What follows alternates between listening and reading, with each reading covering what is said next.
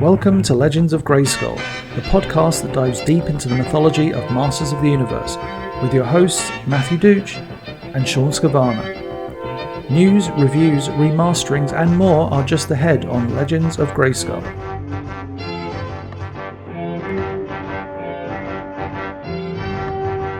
Hello everybody and welcome to episode 72 of Legends of Grayskull, the fan podcast where we discuss the history, the mystery, the magic, and mythology of He-Man, She-Ra, Eternia, Etheria, Nordor, Primus, New Adventures, Old Adventures, Ladybird, UK Annuals, comics, mini-comics, anything and everything you can think of with that He-Man, She-Ra, Masters of the Universe, Princess of Power, that Mattel logo down in the corner.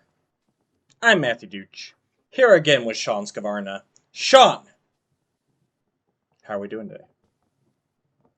I didn't even think of the answer to this question before we started recording. I'm here. I'm good. We're out here asking the hard questions here. Yeah, I know.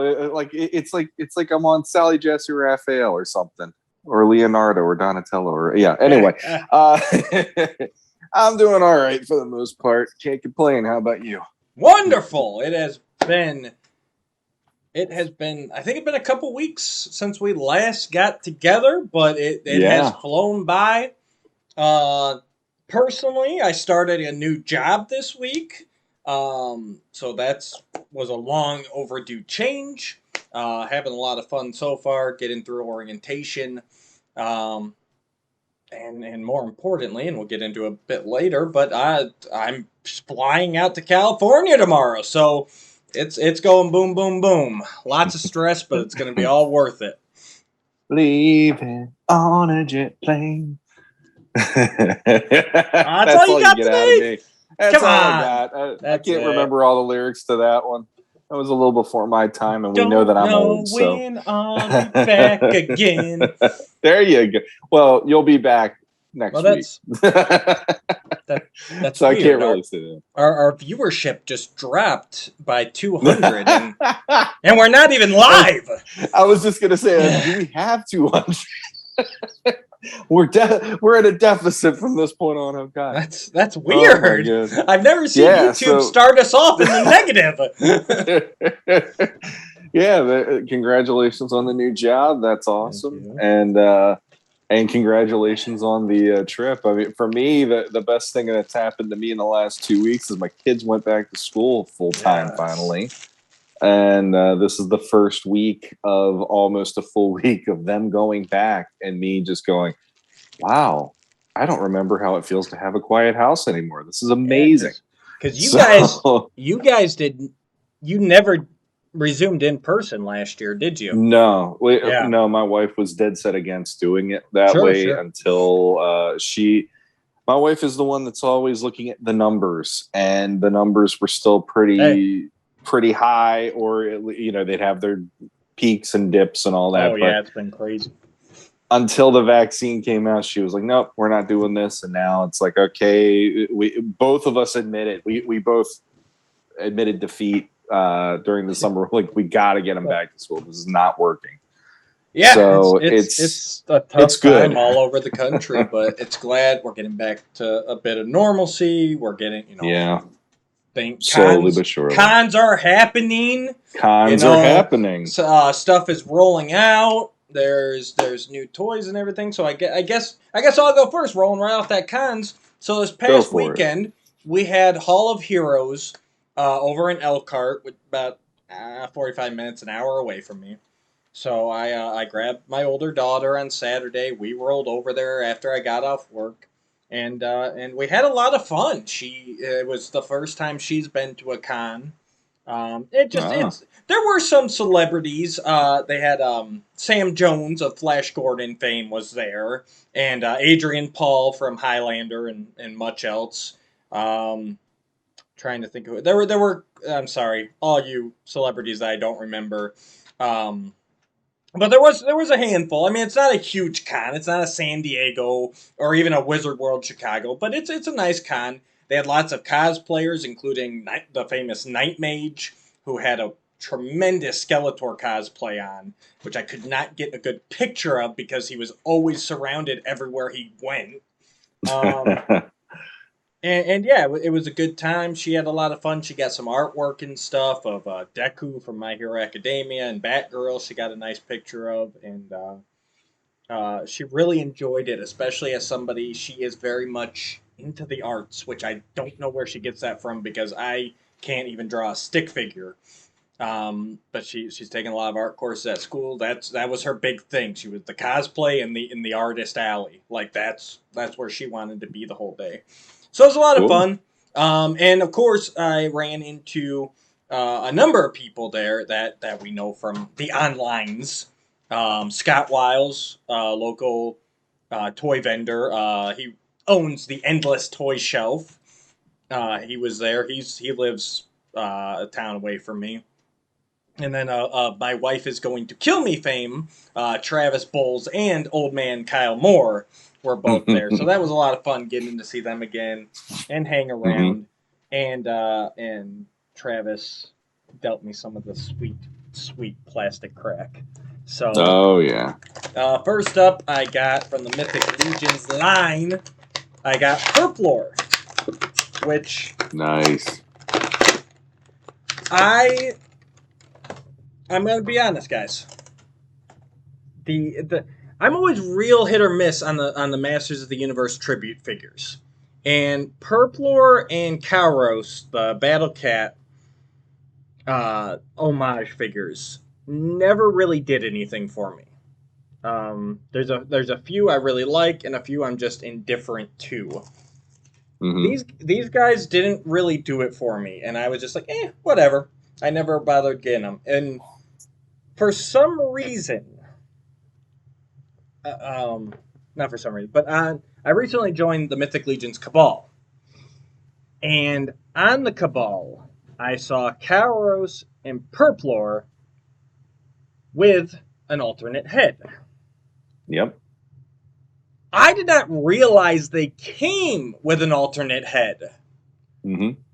But once I saw that head on them, and my lighting is horrible in here today for some reason, that with that orc head on them, yeah, I said I have to have them.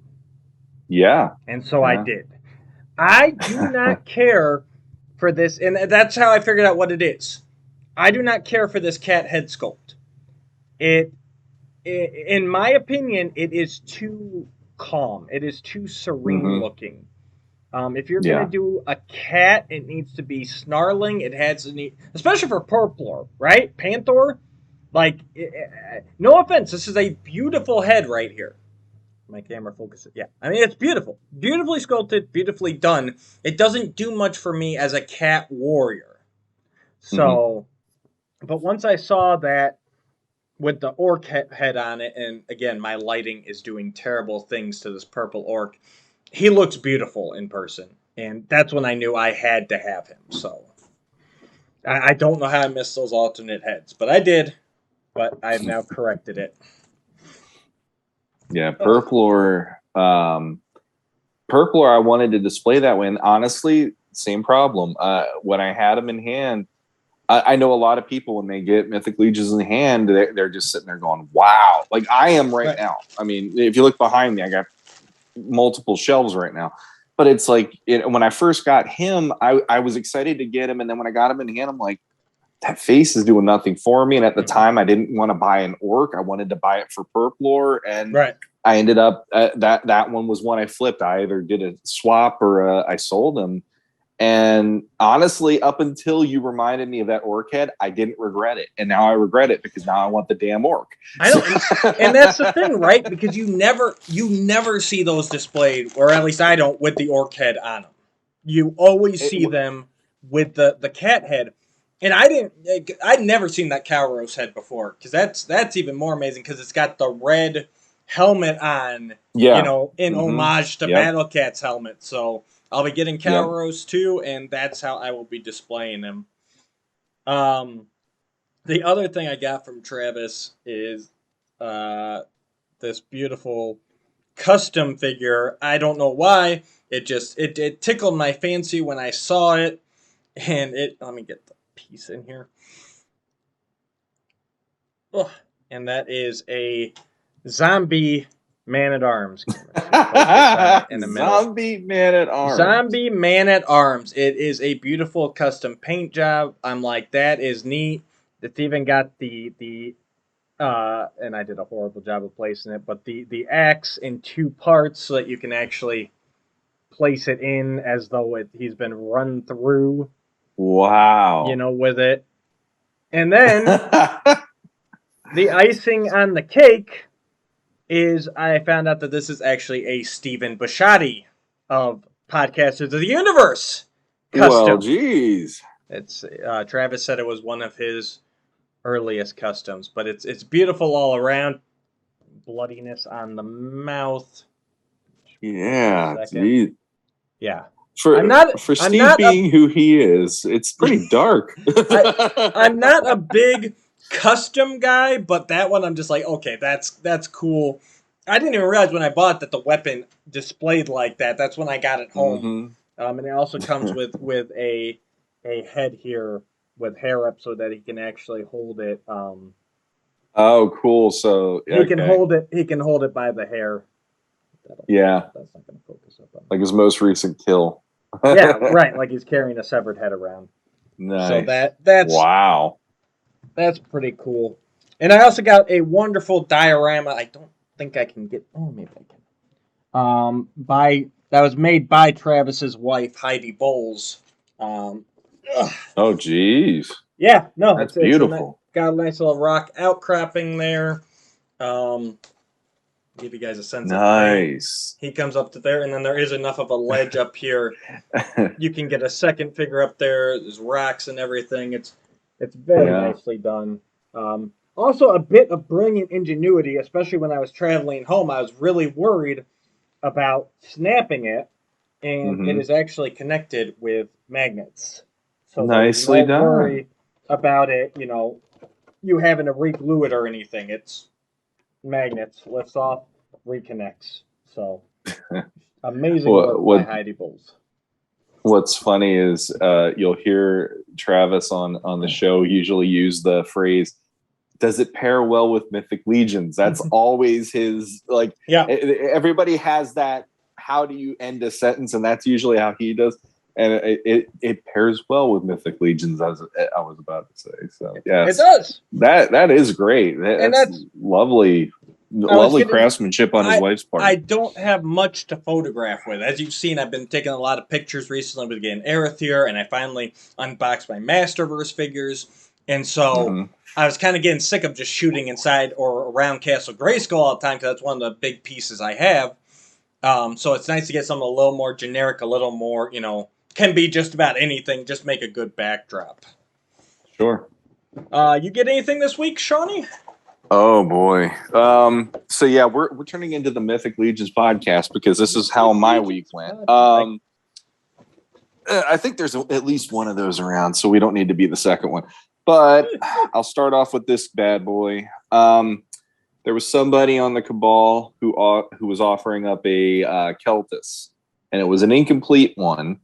But I'm really weird where I had 2 Adamons, and that was not by me wanting to do that. That was more of that's how it worked out. So when I saw this extra Keltis, I'm like, we're doing this. I had these wings. I bought them about 2 months ago, I want to say, and I finally got them on a figure I like. So now I have as I've said to Matt before, Keltis 2.0.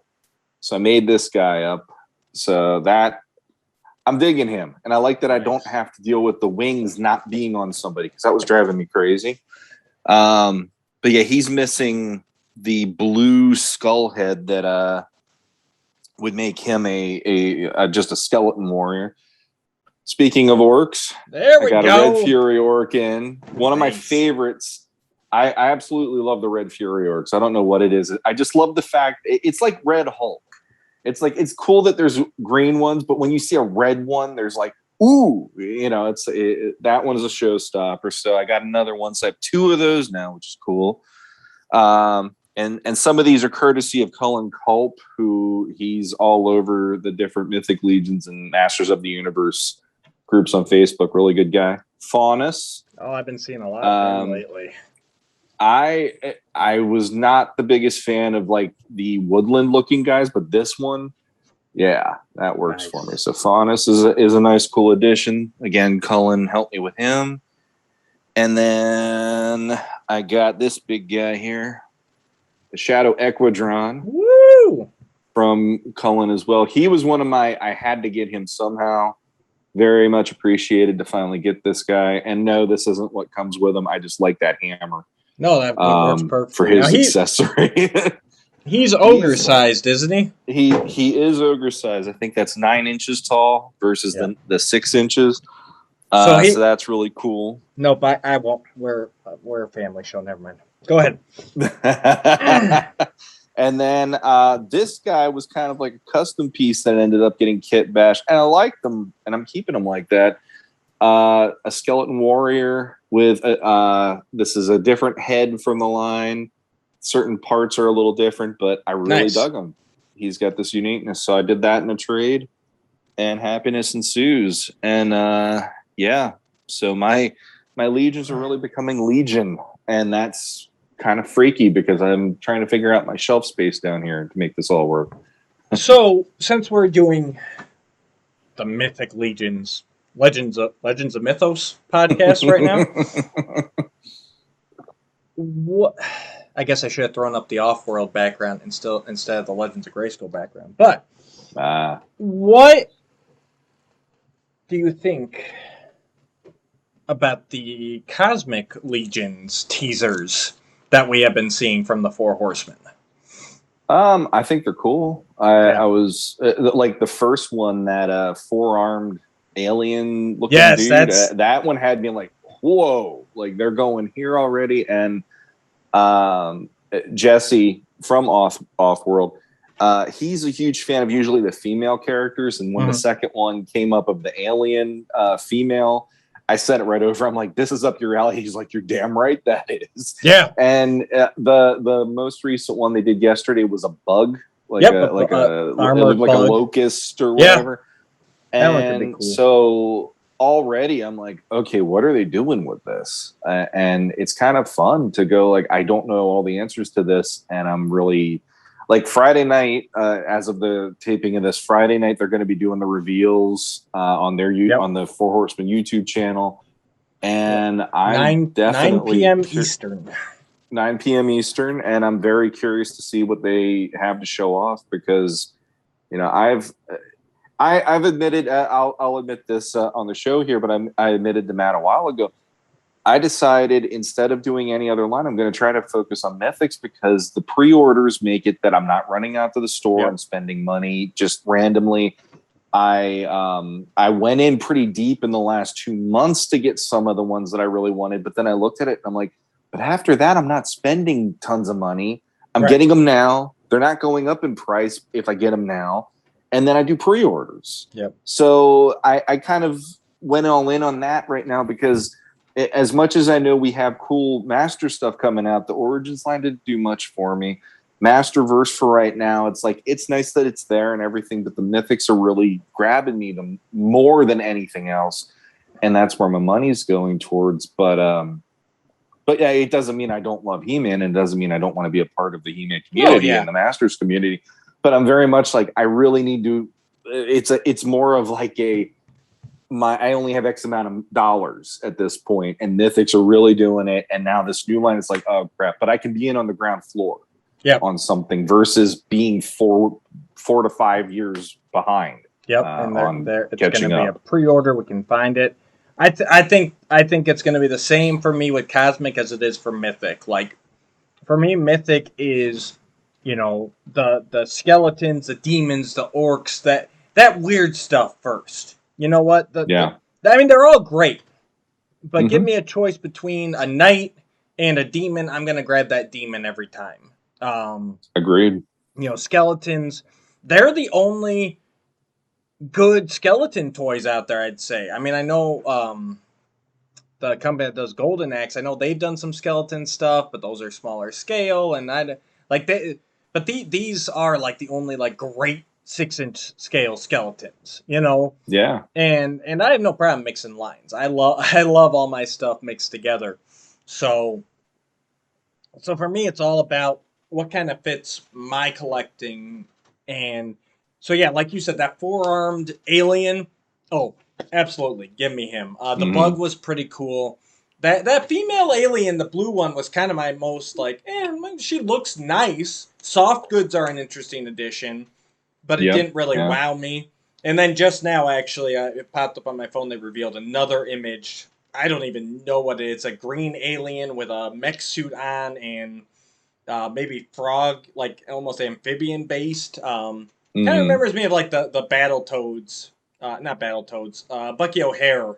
Okay. Those aliens. I don't remember their names.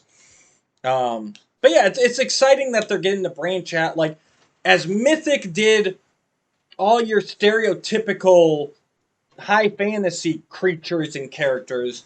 Now Cosmic gets to do like your stereotypical sci-fi characters. And what's most exciting is these things are all going to be modular. They're all going to be mix and match. So you can Yep. get, especially us being Masters fans, you can get more of a Masters character. I can take Yeah. demon, arms, head, maybe feet, and then put them on a spacesuit body. Demons in space. So, Yeah. I mean, your imagination's your limit, right? I mean, you've Yeah. shown you did your Keltis. You did even your Yep. skeleton has some. I mean, I know it came that way, Yeah. but it's got some mix and match. And I know Yeah. And you as an artist are really big on that. oh, I'm in trouble.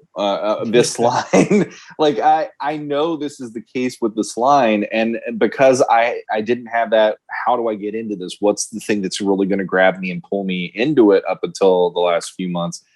And now I'm like every day I'm searching eBay, going, okay, fodder. What do we got this time? And I'll grab up boots, I'll grab up gauntlets, and I'll whatever, because sometimes it's just I don't want to do a paintbrush. So I got these pieces, I can work with these colors. And then there's other times where it's like, well, there's a specific thing or whatever, and there's so many customizers out there. And they do amazing work. I see them all the time. I mean, it just in the last, even this week, Wolf King Customs, which again, Steve Bisciotti, he does stuff with them. He paints a lot of the heads and stuff that they make, and it's like, and he comes up with, he helps create some of the designs as well for the characters, and it's like, you have people like that out there coming up with things to make this expand even more. And that's kind of where I got that. Okay, what do I want to do here? Because my love is going to always be classics for Masters at this point, because the newer stuff still isn't grabbing me the way that classics did. Right. Classics really, like, it was just like grabbed me by the throat and pulled me along for like 4 or 5 years because I was late to the party there. And now I've gotten to the point of saturation, going, I have everything I could have asked to want at the beginning of collecting it. They're all here on my shelves. And I'm like, well, that line won't give me any more now. So that's kind of why I gravitated. I took the sidestep and I went to Mythics instead, because the modular, like you said, the modular aspect of this, like, even if you got a random figure, if you cobble together some pieces, you could turn them into something that is really unique and really cool or whatever. And another thing that this does, that Masters did for me as a kid and still does, is you can create your own thing then and go, this is my story for this guy. And you can go with your own headcanon. You can go down rabbit holes. And I feel like the newer Master stuff isn't making me want to do that. This is making me want to do that. Right. That's part of the appeal. When I collect something, it's like you can buy an Optimus Prime and it's Optimus Prime. That's it. You can buy Leonardo, Raphael, whatever, and they're Leonardo or Raphael. But when you get some of these things like classics, and you can mix and match some of the, like the boots, the loincloths, the heads and all this, or at Mythics, and do all sorts of crazy stuff, it's like, how cool is that? This is the new play for adults, and that's what makes it endearing and makes me keep like going down these rabbit holes with especially Mythics now. And here's the thing too, that's all amazing, and they've got the Kickstarter has ended now, but Mm-hmm. Mythic Legions is coming out with the Mythic Legions Tactics video game. It's going to be mobile, Steam, and PC, I believe. I think they're eyeing like Xbox and PlayStation. I'm not 100% on that, or if that's down the road, like if that's going to be at launch. But, you know, there's going to be a character creator in there. Mm-hmm. So, number one, you could use that character creator to test some stuff out before you actually make it. You know, because all those pieces are going to be Mythic Legions pieces. Yeah. Number two, what hit me the other day, and it was while I was talking to you, Sean, is if I get into Mythic Legions Tactics, I create my character, you know, that I play with, I can then turn around and make that character out of a figure just by getting the parts I need. You know, that... How many people make custom figures where they're having to cut or sculpt or everything else? But, you know, literally with your Mythic Legions, it's, you know, if I've got these boots, these gauntlets, you know, on a human knight body, like all I have to do is pop. Yeah. And I got a custom figure of me. Like how cool is that? I mean, so, and I can't wait for that video game. I mean, it's just going to be awesome.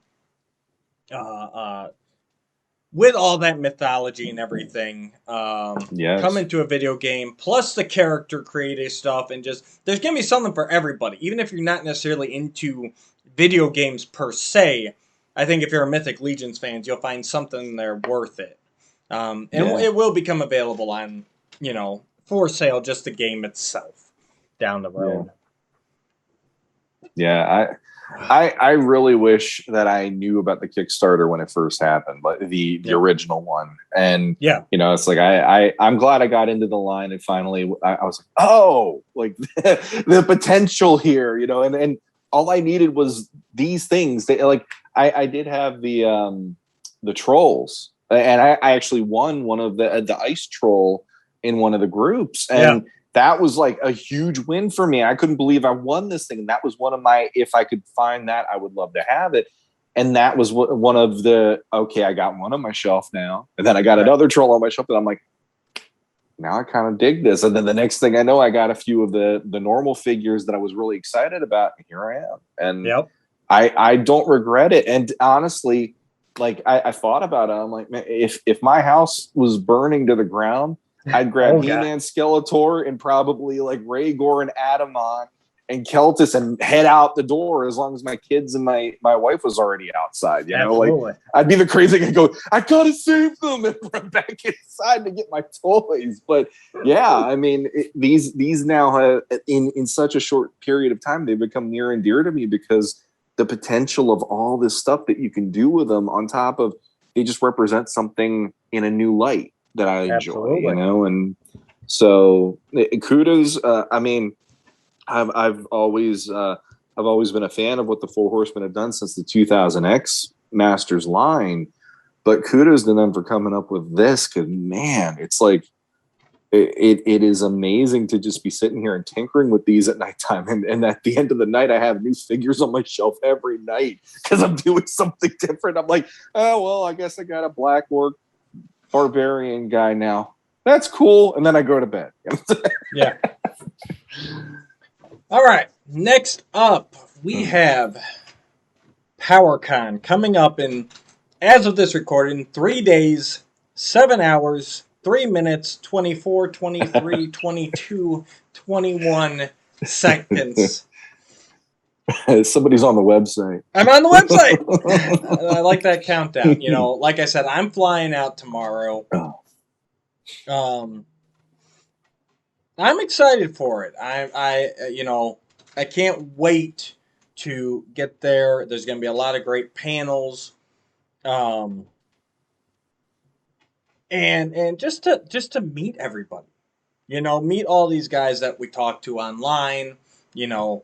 Obviously, the big ones, if they're there, you know, Nate Barch and all the guys Ted Biaselli, all the guys that work on it. But also, you know, me and Skelly Vader are going to meet. Greg Tamazen, we're going to meet. So I'm really looking forward to it. This is going to be a lot of fun. I dropped something. Sean, I know unfortunately you end up not being able to come, but what are you looking forward to out of this weekend? Or what do you hope to see out of this weekend? I mean, I know they're doing. I know Kevin Smith and Griffin Newman and Tiffany Smith will be there, so that'd be kind of cool to hear what their panel's about if they have it on online, so I could watch that one. Because I am curious if they're going to maybe do a little reveal of part 2, not season 2, but part 2 of Revelation, even if they give a hint or something. Yeah. And I know they're going to be doing a panel for the new show, the CGI He-Man and the Masters of the Universe. That one I would definitely be interested in seeing, because everything that we've seen so far about that show has made me excited, because hey, it's something new. It's a new direction that I wouldn't have expected, but I'm glad they're going there. Yeah. And then beyond that, I'm kind of easygoing, because like I said, the toy lines really aren't my focus. It's more the shows and the stories, kind of like, you know, what brought us together.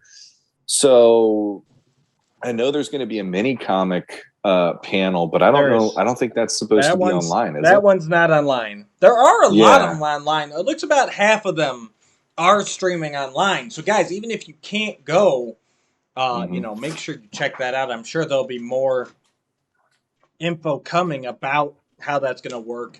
And from what I hear, they've actually ended up making it free again this year. I haven't heard anything about a charge for the online panels, which is something they kind of floated out there last year that they might have to do. But it's not everything like last year. But yeah, there's a Mega Constructs panel. There's, you know, the Masterverse panel. There's and yeah, I'm hoping to be. That's my big thing. You know, I want to meet people. I want to get to these panels. I want to hit as many panels as I possibly can, because like Sean, I want that info. I want to sit there and listen to these guys just talk about either how they created or how they are creating or what's to come. You never know what's going to pop up. I mean, 3 years ago now, the Revelation cartoon came out of nowhere. So that's exciting to potentially be in the room when just something drops out of nowhere. I don't think we'll get anything as big, because they've got a lot of stuff that they've announced coming out. So I can't see them announcing, you know, anything. I don't think they're going to come out with a movie news or anything like that. But highly doubtful, yeah. Right, I'm just saying. I think it's more going to be about what's in the works, about the toy lines that are in the works. You know, we saw over the past week, Big Bad Toy Store has dropped some new pre-orders for a couple Mega Construct sets. You know, I think Hordak Attacks and Land Shark. So I'm sure we'll actually see that stuff at PowerCon. You know, the 4 Horsemen are going to be there. So it should be a very, very good time. And a number one thing, and I don't know how closely you've been watching the announcements, Sean. But probably one of the number one things I'm looking forward to. Saturday night, there is a Masters of the Universe trivia contest. Yeah, so, we talked about that a little bit on council. Yeah, I am hoping I will be able to get in on that, and even if I lose terribly, you know me, I love my game shows. Well, that was the one where I didn't get to make the comment on the show the other night, but I was going to say that's the one where I show up and go, why am I even here? Yeah.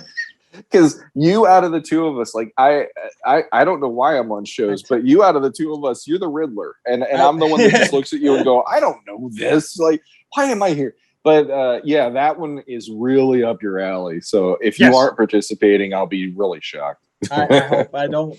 I mean, it hasn't really said, you know, there's not much details. Just from 10 to 11:30, test your He-Man and She-Ra trivia and stand a chance to win prizes. It is by Think Fast Interactive, so I think it's going to be something kind of like, you know, Buffalo Wild Wings around here. They've got that trivia that plays on the TV there, and you can kind of play along. I think it's going to be something in that vein, but who knows? It should be a good time, regardless. But yeah, I'm looking forward to getting out there and meeting everybody. So guys, if you are attending Powercon, I will be there Saturday all day and the majority of Sunday at least. Depends on if some plans come through Sunday night or not. But when you find me, drop me the Powercon phrase that pays, which will be Granomir sleeps with Twiggets in the Evergreen Forest. So, if you can drop me that line, you'll get something a little extra special from Legends of Grayskull. Limited to the first, I think I got 5 of them. Yeah, it's limited. So, make sure you find me early and let me know the PowerCon phrase that pays from Legends of Grayskull. Eric is yelling at me. We do have to take a quick commercial break. Stay tuned and hear a word from our sponsors. We'll be right back, guys. Legends of Grayskull will be back right after these messages. Coming this October, Grand Haven's first and only toy show, Toy Haven! Tell us about the history. Why did we choose Grand Haven as the epicenter for all things toys, Pete? Well, Matthew Rodriguez and I, Matthew runs Tulip City Comic and Toy Fair in Holland. Okay. I run Muskegon in Muskegon. We both born and raised on the lakeshore, absolutely love it. And we decided we wanted to collaborate and do a show together. And hey, let's meet in the middle. And Grand Haven is such a great downtown, just a beautiful place. We thought this is the perfect place to do it. So this is where we're launching our toy only show. We wanted to kind of do, just flea market style, just all toys wall to wall. And Grand Haven was just a great spot to do it.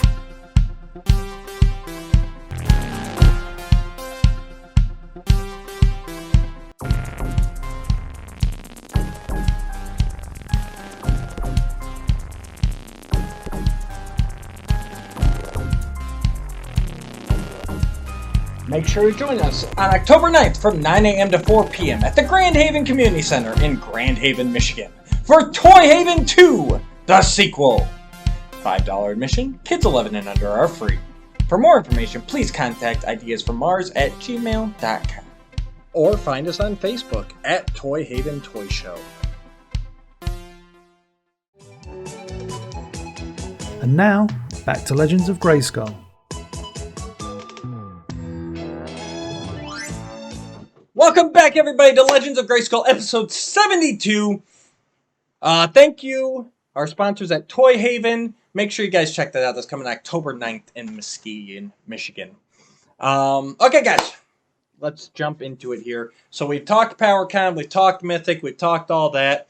Let us go now. You know what? Yeah, you want to go live on YouTube, Sean? Sure. Sure, let's go live on YouTube for this next part here. We are going to be taking a look at a new figure. And we should be live now. Hello, YouTube! If anybody's out there. I hope you all are having a wonderful morning. Thanks for jumping in. And we are in the middle of Legends of Grayskull episode 72. We wanted to give all you YouTube subscribers a special sneak peek at what we're going to talk about. So if you're here, drop us a line in the chat. If not, you'll see this later or you'll hear it on the episode. So we are going to be taking a look at... My cat took the box. Ah! Oh, I've got volume in. Your cat's a mint on card collector. Put your guns on. How you doing this morning, buddy? Thanks for jumping in. We're going to take a look at the Masterverse Faker today. I was lucky enough. I know it's an empty box, but I was lucky. Killing everything. We're restarting the whole episode. Restart! Yeah. Thanks to fellow collector and local toy hunter Paul Small, I was able to get my hands on the new Masterverse Revelation Faker. Hey, J.D. Gibson, how you doing, buddy? A little sneak preview of episode 72 for you. So we're going to be taking a look at that today. Now, this side panel art is one of the best in the series by Eamon O'Donoghue. And I did not see this until I got this in hand from Paul. So that was really cool. I love the eye effect on the He-Man head above Faker. Yeah, that is sweet. And of course his back art is sweet too. But I'd seen that. But seeing that for the first time in person, and again, that's the whole thing with this Masterverse line. When you see it in person, there is nothing like it. So let's take a look at Faker. So right off the card here, you know, he comes with the half damaged body, the half damaged face, and then pretty much everything else is He-Man. He's got the harness and everything. He's got one arm has a bit more damage on the back there. And then, of course, he comes with his shield, his sword, and his harness. Now, correct me if I'm wrong, Sean, but this is obviously just a Skeletor harness repainted or recast in orange. Mm-hmm. But with Skeletor, wasn't this 2 pieces? Yes. Yes. Yeah, that broke apart. Broke, but it was 2 pieces where the top of it, and then at the circle or the jewel or whatever, the centerpiece, it was a different piece then. And you can still see the cut there. Mm-hmm. It is molded 2 separate pieces, but this one is glued. This is a single piece. So I'm assuming because it came as an accessory and not on him, they were worried, you know, about whatever there, and they actually did glue this one. Otherwise, it is just... did they do it like that with Skeletor, though, because he had the magnet underneath to keep his cape on or whatever? That might be, that's why they did it. Maybe it was the magnet. Yeah. Yep. So, but this one, they did make 1 piece, even though it is a recast. Shield looks exactly the same. And then the sword has an orange hilt. I like the orange they used. It is not a ridiculous orange. It is not that too bright orange. And then the wrap is still the same. The blade's still the same pretty much.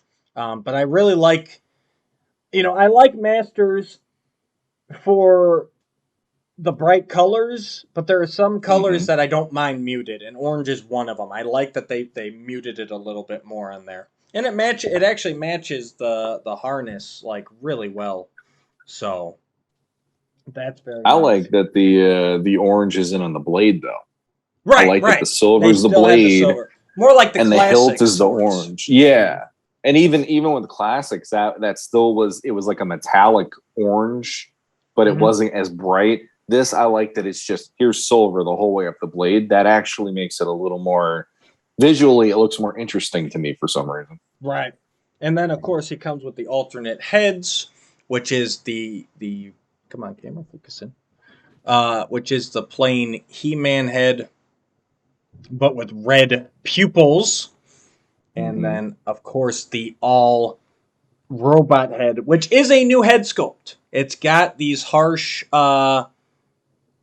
geometric angles on it. It is not just the He-Man head without the hair on it, which I thought it was going to be originally. Focusing on me. Focus on the head. Yeah. There it is. So you can see above the eyebrows there, it's got that hard dent, and on the sides there, it's got those hard angles. And on the back, actually, if my camera will keep cooperating with me. Nope. Right behind it's the more ears, geometric looking. Right behind the ears, there is a little bit of a shape there. Mm-hmm. Not that it wants to work with me, no, but it is there. So that was neat too. That they actually did take some care in this. And of course, I got my regular He-Man here. So one easy thing you can do, you got an extra He-Man, is you can pop that red-eyed one on there, and you've got the Scare Glow. How come I can never put heads on whenever I'm on camera? Like, it's so easy normally, but once you're on camera... Well, that's how it works. You got it's the whole, somebody's watching. Yeah. I could mess up. And the head, you can get that red-eyed He-Man that Tila fought. And really, the hair, at least, is a different sculpt. It's longer. It covers his eyes more, and the sides are a bit different.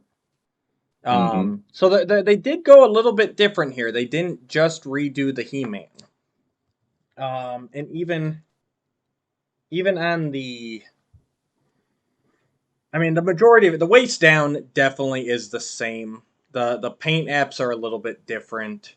And I don't know how well we can tell it here, but there is actually, this isn't just paint here. There is actually a little bit of a lip where his skin has peeled off. I think it's picking up actually probably pretty good for considering. Yeah, I could see it in the light. I could see the shadow there. Yeah. Right. The skin is, the flesh is a layer above the silver robot body. You know, we speculate on that, whether it was just paint or not. And it absolutely is some different sculpting there. They did sculpt different body, upper arms, and, you know, at least one elbow and one forearm. So they did put some work into this. It is not just a straight He-Man repaint. And they were able to use a shiny silver paint, which I know not all companies can do. So I like it.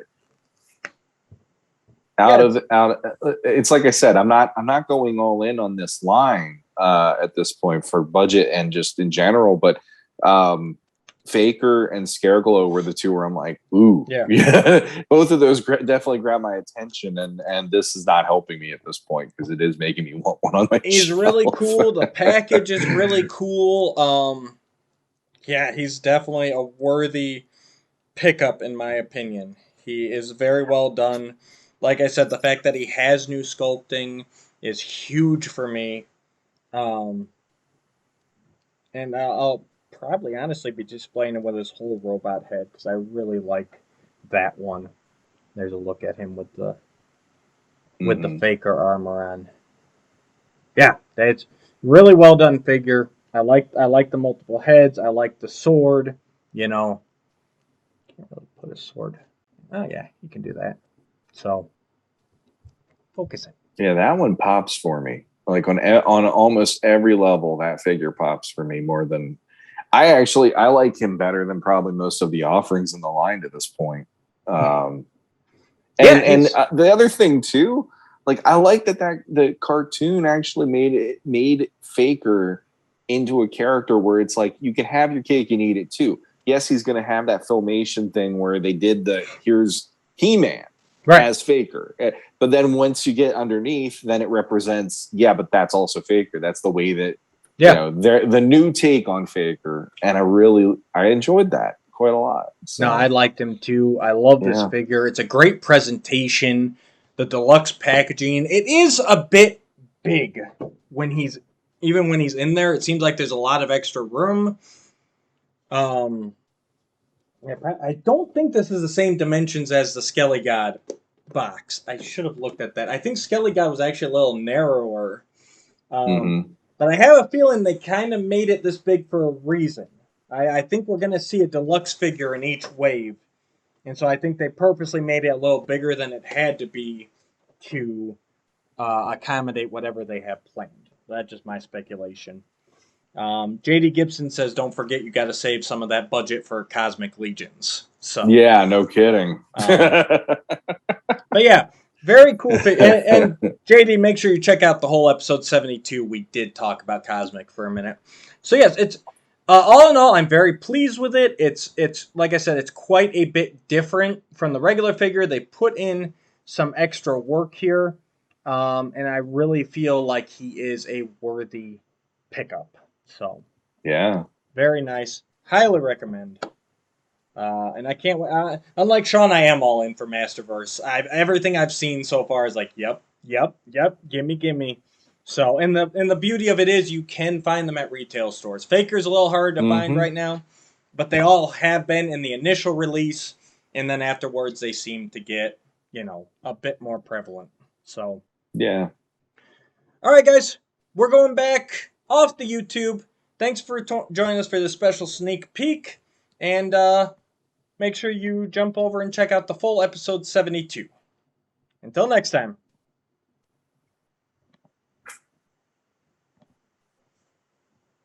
All right. And we are back to just us. Sean, why don't we go ahead here? We're running a little long. Why don't we jump into your segment of the show and make sure we get that done? Oh, all right. Let's do it. So I'll do, let's see. Comments, geekdom, questions, all that stuff. So we got a few this time. Tony Crossland wrote us, and he said, I'm curious to know if you guys have heard any news about the future of the Motu Origins line. With 2 new Netflix series and a plurality, I almost said popularity, plurality of Motu toy lines hitting the shelves, I'm a little nervous about Origins taking a back seat. Yes, I know I brought this up on the show before, but as of right now, they're still announcing things. I mean, we got the Green Goddess, Webstore, Stinkor, Lords of Power, Beastman wave coming out. I think there's at least one wave beyond that confirmed, and I think one wave beyond that kind of leaked unofficially. Yeah, I mean it's definitely a worry. I get why you're worried, but right now Mattel seems like they're good with the sales of everything, and I don't think that they're really impacting the other, right? Like, I don't think anybody's going to the store and going, well, I can either get Masterverse Faker or I can get Origins Beastman. And, making that either or. I think the people who are collecting Origins are collecting Origins. People that are collecting Masterverse are collecting Masterverse. And the people who are collecting both are collecting both. And I really don't think the CGI line should have anything to do with any of this, because that is clearly 2 different demographics. And I think Mattel is finally realizing that we can satisfy multiple demographics at once, as opposed to like 2000X days when they were like, nope, if you got, we got to get the kids, the collectors, the adults, the everybody in one line. And I think they finally realized like that doesn't work. Yeah, and on top of that, like with Origins, some of the decisions that they're starting to make are actually like really like I heard potential of Sunman. Yep. And I'm like, oh. Did you see that Olmec Toys made a post on Facebook saying big news coming soon? I didn't see that, so no. There you go. Lends a little more credence to it, so.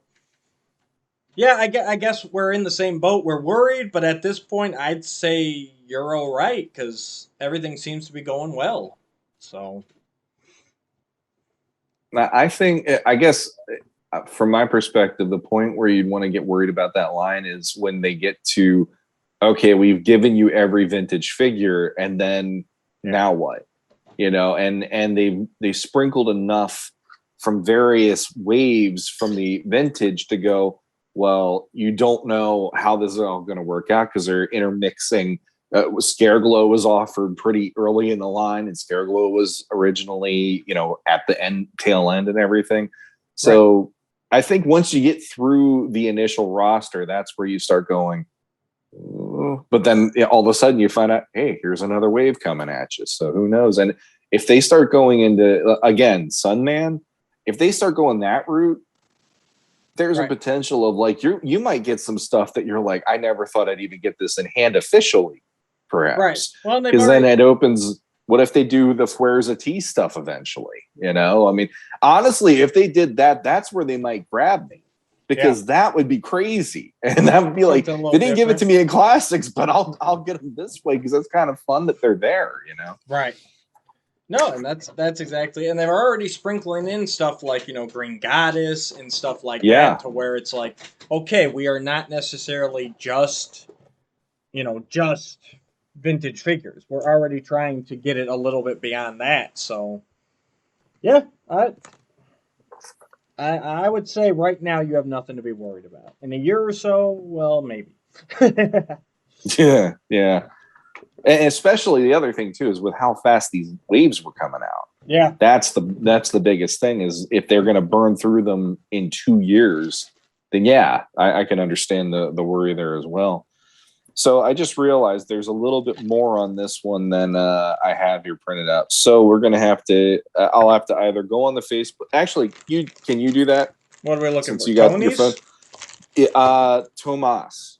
He's the second question. Right. His I have a C more, and I forgot to actually open it further, and I don't want to take away from what he's asking.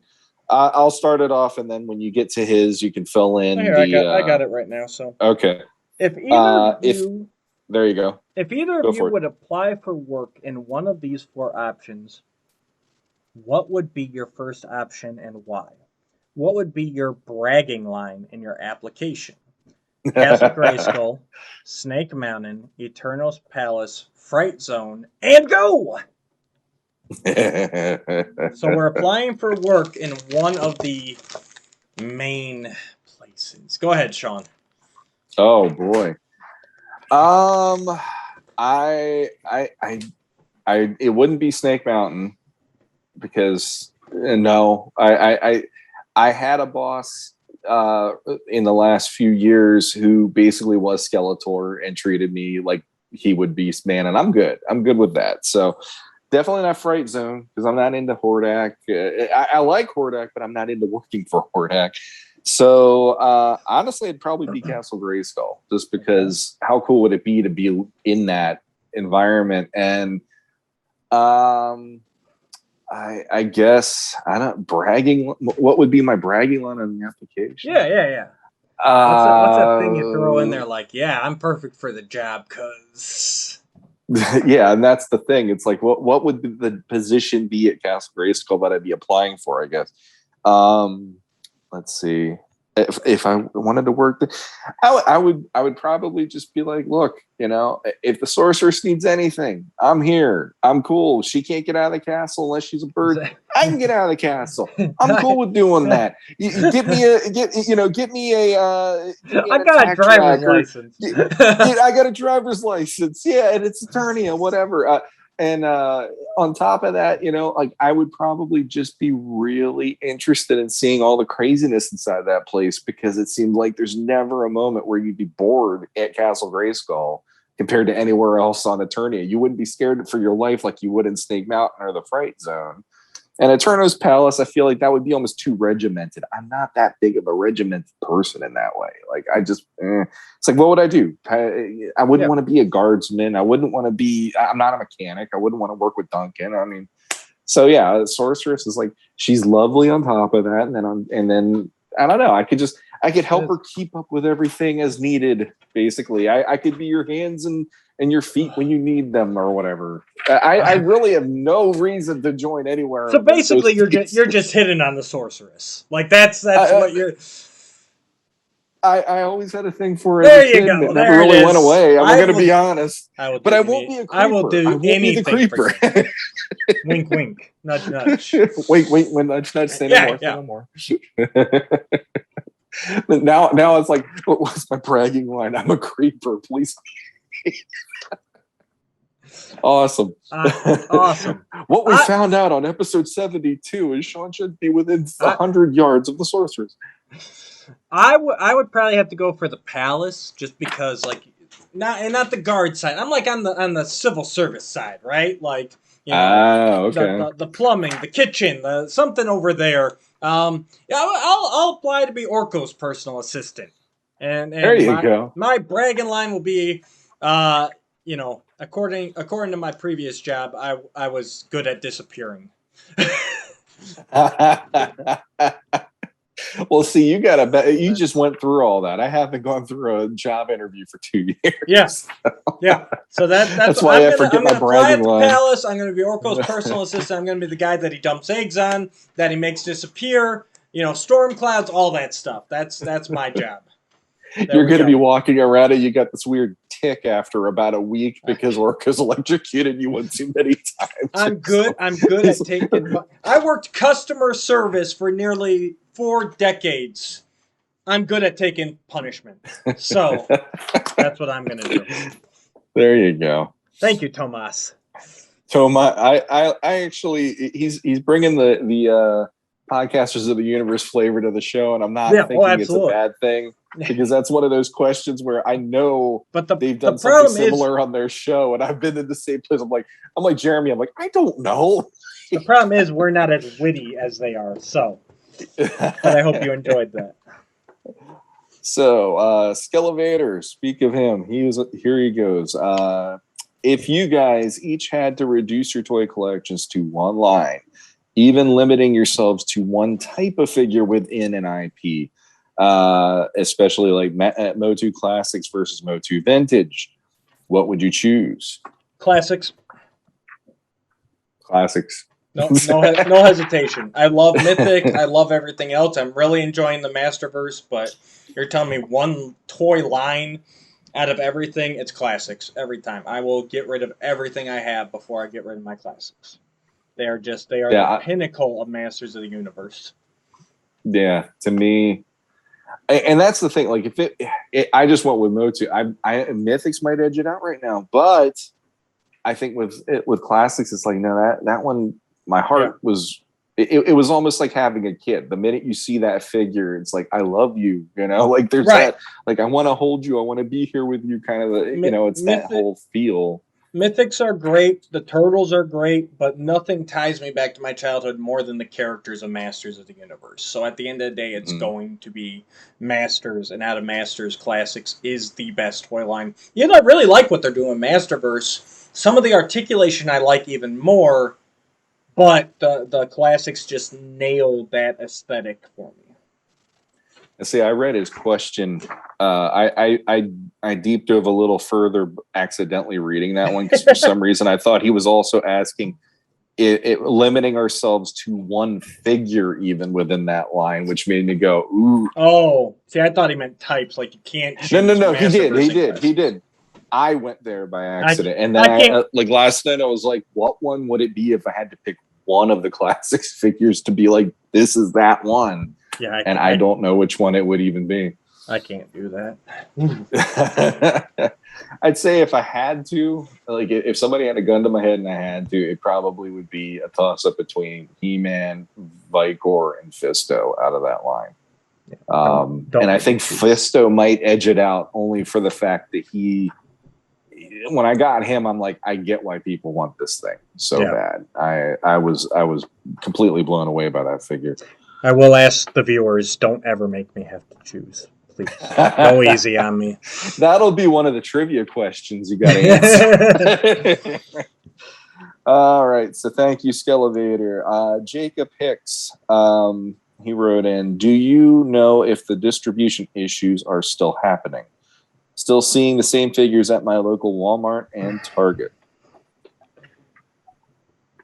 Walmart is Walmart. They are horrible. But I think that's more of an internal thing, and especially store to store. Now, again, we are in no way affiliated with anybody who works on the line at all. Mm-hmm. So this is just speculation. I'll put that out there right off the bat. I think it's getting better, but like if your Walmart stinks at getting the shelves filled, they are always going to stink at getting the shelves filled. And I hear people of Walmart's getting stuff that my local Walmart does not. My local Walmart, you can go in there 2 weeks straight, and that toy aisle does not change. You can tell no one's even facing up because you'll have damaged product, stuff that's been stolen, and the empty packaging is just sitting there for 2 weeks on end. Like, no one's even walking my local Walmart toy department. But other Walmarts get stuff. So I don't think it's as much a distribution issue as it is that Walmart. Target has been pretty good about getting stuff through. I've seen Masterverse Mossman and Evil in there. I've seen just about all the deluxe figures. The Origin of Evil 2-pack finally started showing up in my area last week. I think Target's getting through it pretty good. But yeah, Walmart, if your Walmart stinks, your Walmart's always going to stink. They did have the Revelation Battle Cat. I went there after I dropped the kids off to school. They had that, and I've seen one Skelly God there. So slowly but surely stuff is trickling through. But yeah, me personally, I have more hopes for Target than I ever do for going into a Walmart. Yeah, see, I was at Target on Sunday, and for Origins they definitely had Battle Armor He-Man, Buzzsaw, Hordak. Trying to think of who else. They had some of the more recent ones that people are looking for, and then for Masterverse they had Mossman and He-Man. But I finally got to see Battle Cat because I haven't seen one of those in hand still because honestly I haven't been going to the stores very much. Right. And I actually picked it up. I'm like, my God, no wonder people are saying how big this thing is. Oh yeah, he's a beauty. But what I love is I go into Target now, and it used to be like the minute you saw that Rise of Evil 2-pack, you ran for the register. Yeah. And they were like 7 deep with that now. A ton of them now.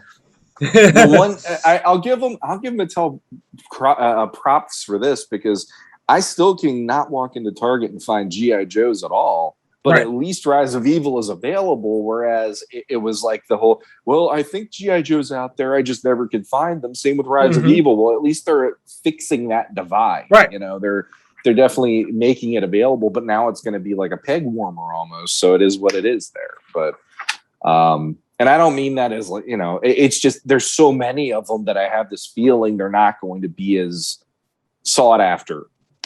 Just in general as like some of the other ones are, but it's still nice to know, hey, they're trying to work on that. So yeah, it seems to be getting better. I think it's going in the right direction. And plus, and another thing in response to Jacob, it depends on how you collect them. I mean, I know there's people like Jeremy DeWitt. He's getting a lot through like Big Bad Toy Store half the time. You could go online and get some of these without needing to worry about going to Walmart, Target if they're driving you nuts, and you'll probably get them. And it depends too. Like, are you mint on card? If you're mint on card, some of the people are not happy how they're being delivered instead of going out and being able to look at the cards on the pegs or whatever. But the one nice thing, at least about right now, is there's at least different ways of getting things, and the chances of you're going to get it at some point versus, oh, I'll never find it out in the wild anymore. So absolutely. There's that. So JP Castro, no question. Just wanted to say thanks for all the work you guys put into the podcast. It is definitely my favorite, and that is awesome. Thank you. Thank you, sir. Oh, it's wonderful to hear that. Jason Torrance has said on many occasions how much he likes us, but it's really crazy to go, wow, we're somebody's favorite. That's crazy. So thank you, JP. I did not expect anything I take a part in to be a favorite of anybody. So that's wild. Yeah, but we love putting it out there, but it is great hearing that it is being received well, and to see these numbers grow every week. I mean, we're up to. As of today, we're up to 888 YouTube subscribers, which is an awesome number to be on for a minute here. And we're only in year 2. I mean, it'll be 2 years in January, and I still think we can do it, guys. I think we can hit that 1,000 by January, which would be huge. You know, for a Masters only podcast. You know, the support from the community has been overwhelming, and we can't thank you guys enough for tuning in to listen to us ramble on every couple of weeks. So thank you guys. Yeah. And like, I gotta share, say, subscribe, bring that up. Tell your friends. This is why I need him as my manager if I ever get my art stuff back off the ground the way I want to. But now the other thing too that I want to say, since this is part of that, is I know there's been people who've reached out to me privately and just said, you know, they appreciate that we do what we do because we're not out there trying to be negative, and we're trying to put, you know, like, this is why this works for us. Yeah. Or if it doesn't work for us, we at least give reasons why, and we're not just bashing the crap out of it, which I don't want to be a part of that to begin with. And I appreciate that there's other people that are coming to us and going, I like your style of it because you're just not negative for negative's sake. If there's something you don't like, you actually have valid reasons why you don't like it. And I like that because it's the weirdest thing when you end a conversation with somebody that listens and they go, thank you for having a mature back and forth with me about this. And I'm like, that's what we should be doing. But apparently, yeah, I forget this is the day and age we live in. It makes me feel better to go, we are trying to at least have some rationality in what we're doing, and people are responding to it. So thank you to anybody out there who appreciates that as well. You don't have to like everything. You don't have to agree with everyone, but let's be respectful and let's talk about it. So. And then the mainstay, Jason Torrance, wrote again. He said, how's it going, Jason? He's like, every episode, I love that he contributes. It's awesome. Jason Torrance, I agree with JP. Thank you for all the work you guys put into the podcast. Thank you. I do have a couple questions. First, what effect do you think the polarized reaction to Revelations will have on the future of this version of Masters? Do you think there will be a season 2? And I'll save the next question for after we're done with the first question. Right now, the reaction is not going to have any effect because the next 5 are done. They were scoring them the week that the first 5 dropped. Right now, it's not going to make a difference. Second 5 are coming out January, February, somewhere around there. I think it'll be after that is when Netflix will sit down and go, okay, what do we do with Revelation? Do we continue? Do we not? And honestly, for me, I have not seen, after the initial it dropped, all these channels and shows had their, campaign against it. And basically, once those shows, moved on to the next thing, I have not seen as much negative personally. That's just me. Maybe it's still out there. And I'm not telling people they have to like it. But I'm just saying it's interesting that once these certain channels moved on, so did kind of the huge wave of, let's cry against it. Let's speak out against it. So I don't know if you've seen the same thing, Sean, but I guess, and I have talked to people personally, privately, that said, they were against it. They didn't like what they were hearing. They sat down and watched it, and they actually enjoyed it, or enjoyed parts of it, or it wasn't as bad as they feared. So, and I'm seeing a lot more positive. I'm seeing some great fan art out there. People are loving the Masterverse toys. And I really think that the back 5 is really going to redeem a lot of what even me and you disliked in the first one. I think we're going to get the story that we really wanted to see. And I said it during our breakdowns, but I really do think it was a mistake to drop those first 5 by themselves. That's my opinion. I think if the last 5 go the way I think it will, I think it'll make the series as a whole infinitely better. So I think they really should have waited and just dropped all 10 at once. But that's just me, and I am not an executive. I am nothing. So what do I know?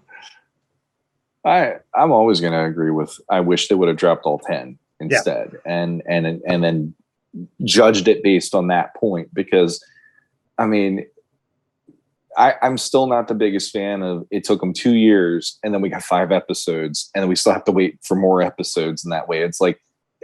That's part of why the new show for me is exciting, because that's going to be a lot more than just 5 episodes we're getting right there. And it's going to take a little bit to get through all those for me, at least. I don't see a lot of the negativity. And if there is negativity, it's people that are just wanting to dig in on the stuff that we already have heard 50,000 times already. And to me, a lot of that's already so played out that it's like, haven't you moved on like the other clickbait channels? Like, I mean, you don't need to keep harping on this. If it didn't work for you, it's fine. Then just, I want to see how it plays out. It's just that simple. And as for like a season 2, I'm very much in the, and part of that is, like, first off, they look at it for the numbers and all this other stuff, but then there is a part of me that's wondering, all that negativity, how did that affect the people behind the scenes that worked on it and say, do we want to go back to that well again because it was so crazy the first time? I feel like Kevin Smith, he's just kind of like, he's there if they want him, and if not, he's on to other projects. I mean, probably he's no stranger to negative backlash, right? Yes, I mean, he's had exactly, yeah, and he some of his career is basically that anyway, so he's definitely had conditioning to that. I'm one of those people that I've said it a few times. I kind of wish we had things leading up to this show because it really wasn't going to be Filmation again. So there is a part of me going, it would have been nice to go, here's a season leading up to what Revelation was about. So we could have seen this version of all those characters. And I feel like there's still stories to be told in this version. So it's not like this. If it ends, that'll be all there is. I feel like there should be plenty more fuel in the tank on that. So do you think this current negative reaction, you think that has any bearing on a potential season 2? Or as of right now? I don't. That's the thing. Like, I'm not on the inside. I don't know. I feel like I feel like, and this is where I am about everything. Everything's corporate. So it's all about, did it get the numbers? Did it get the money? Did it get this? Did it get that? And if it got those things, there's a really good potential they're going to do it. I mean, hell, people still want the Snyderverse to come back. And I'm like, please, God, let that die. But no, there are people that want it. And it's sort of the same deal. It's like I've seen more positive than negative now because people have ingested it and gone, oh, this is what it is versus what people are telling me, like you said. But I would kind of hope that they have a door open for that, or at least it's, partially open for the potential, because I heard they have ideas. And if the next part actually plays out nicely, then let's see those ideas. Absolutely. But I don't feel like it's a dead thing at all. I feel like there is, I feel like they've seen, hey, we're putting out a second cartoon already. So obviously there's something there. There's a potential there for something. So I'd say 60-40 right now with the way I view it, at least. And then my second question is, what advice do you have for someone who's just getting into collecting the Masters of the Universe figures? Thanks for your help. I really enjoy the shows. You're just getting into collecting Masters of the Universe figures, just in general? That's it. That's basic. Who is just getting into collecting the figures. Yep. Just figures. I only have one piece of advice for you. Don't get into classics. That is my advice. They are to get the heavy hitters, it is a pain, it is expensive. It is hard to find them with a lot of guys, it's hard to find them with all their different accessories and pieces and everything else. So that's my advice. Anybody just getting into Master Universe, look at Masterverse, look at Origins. I'd rather chase vintage at this point than chasing classics. So that's my advice. What you got, Sean? I would say if you are going to go for classics, go after the heavy hitters and just get those out of the way if you can afford it. Because they're not dropping. They go up year after year. No matter what's coming out. Fisto by himself, I've seen for upwards to $300 or more. And, it's like that one's one that if he's a favorite of yours and you have that kind of cash, I'd say do it just because you won't regret it. Right. But that's a lot. Basically what's behind me, that stuff was rough for me, but I did at least I did it and I'm done with it. The sting is gone. I move forward. With classics, it's like if you can get the main figures that matter to you, you're going to be thrilled. Even if it's going to be high price, you'll be thrilled at the end of the day that you got them. But if I was just starting today and I had nothing on my shelves, I'd say from my personal taste, I'd be like, just go get the Masterverse guys. Yeah. Because you're going to get the articulation. You're going to be able to swap stuff. And again, even Origins offers that too. You can swap arms. You could swap all this stuff. So, you do have ends right now. And if like you said, at vintage, they're available. They're out there. Yep. You're going to get beater figures probably, but they're still going to be there, you know? I just saw one more thing. And if you are, okay, so that's, I mean, go modern, go the stuff that's out now. Don't give in to the gotta have it now. You know, wait. Rise of Evil. That pack was going for 3-4 times its price. It's everywhere now. Yep. That's my second piece of advice. If you're starting today, you know, don't go on eBay and pick up this faker. He will be everywhere. So just don't worry about FOMO. Don't worry about scalpers. Just, if you're getting into it now, just wait, be patient, make some friends. You know, the friends in the Masters communities can be very helpful. Like I said, Paul got that for me. You know, that just, I met him online, found out we live in the same area. He looks out for me, I look out for him. I got him a Skelly God when I found him first. He got me a Faker when he found it first. You know, make friends. Don't be afraid of missing out. These will be there. These modern stuff they're releasing now will be there. No, I agree completely, because especially with the 2-pack and stuff like that, that thing was going for crazy money.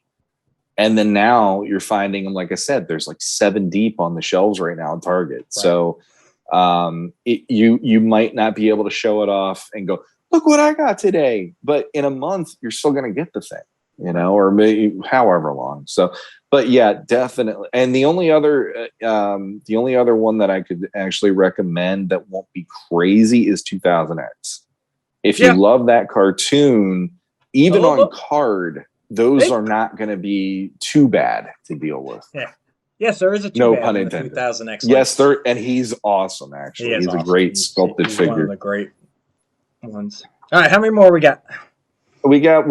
I just wanted to do, because I mentioned like an episode or 2 back that we got a new review on iTunes, and this is back in July 14th. So I'm really sorry it's been a while, but it's better been late than never. So the review title is So Much Motu Fun, 5 stars. Nice. Gone Fishing 77 is the reviewer. Thank you for listening to us while you're fishing. Yeah, PH, not F. Ooh. So absolutely love this podcast. Look forward to every episode. Always informative and fun. And you get a sense of how much these guys truly enjoy sharing and discussing their love of all things Masters. Come listen and good journey. Thank you very much. That's awesome. Obviously old school fan, probably a Rose Google fan right there. Thank you, Gone Fishing. We appreciate that. So yeah, again, it's always great to hear back from you guys. All right, Sean, I think that's a show, right? Why don't you take us home, buddy? Oh boy! All right. Take us into that Powercon weekend. There we go. Oh, the Powercon weekend. I wish I had a cool Masters voice I could use. I got Optimus Prime, but that doesn't work in a Masters universe, really. Peter Pollan did the original narration for the first commercials. Oh, that's true. That's true. Yep. Castle Grayskull. Yeah. That was it. Exactly. That was him. 100%.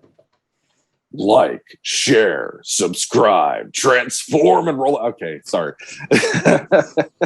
All right, closing up episode 77. On today's episode, we found out that... Wait, what episode?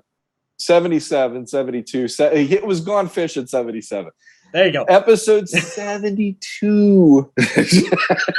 Closing out episode 72 of Legends of Grayskull podcast. On today's episode, we found out that the Masterverse Faker is pretty darn cool, and even I, who is now a Mythic Legion guy, have to have one on my shelf at some point. So definitely, yeah, those glowing eyes. There you go. It's burning into my soul. You must buy one. So anyway, like, share, subscribe, ring that bell. Find us on Facebook, Legends of Grayskull podcast group. You can come in there and geek out with us, talk shop with us. We're always happy to have you along. If you want to email us, logpod85@gmail.com. Feel free to send any comments, questions, suggestions over there as well. Follow us. We're on Instagram as well. Is it logpod85 there? Legends of Grayskull podcast. Legends of Grayskull podcast on there. and also Twitter, LogPod85 on there. So yeah, and the YouTube channel, of course. Like, share, subscribe, ring the bell, like I said. Right. And until next time. Until next time, guys, I will see you at Powercon. Oh, come on.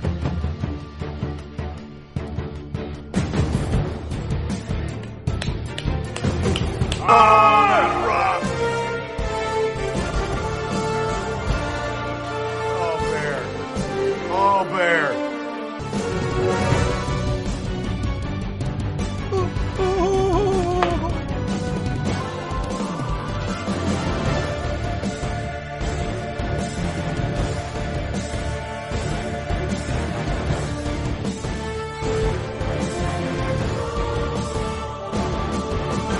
Oh!